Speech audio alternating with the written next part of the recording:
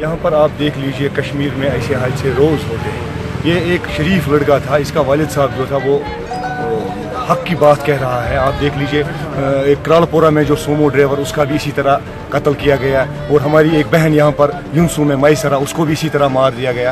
Unidentified gunman आते हैं और पता नहीं चलता है कि क्या कारण है, क्या वजह है।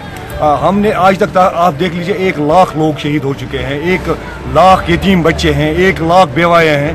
ये जब तक न कश्मीर का मसला हल होगा तब तक हमें ये लाशें पहुँचती रहेंगी। कितनी माओं की गोदें खाली हो रही हैं, कितनी बहनों के भाई उनसे बिछड़ रहे हैं। लिहाजा जब तक मसले कश्मीर हल होगा। ये शरीफ लड़का था, अपने घर में था, अपने वालिद साहब का इकलौता सहारा था। उसके और भी 2 बेटे हैं, लेकिन यही कमाता था घर के लिए।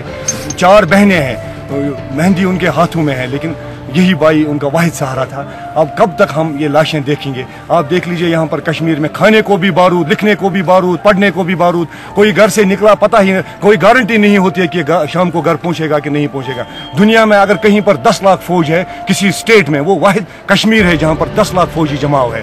जब तक न मसला कश्मीर हल होगा, जो भी हक की बात यहाँ कर रहा है उसको तरह तरह से सताया जाता है।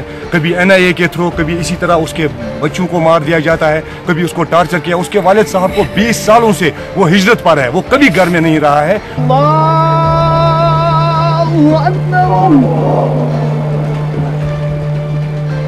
अल्लाह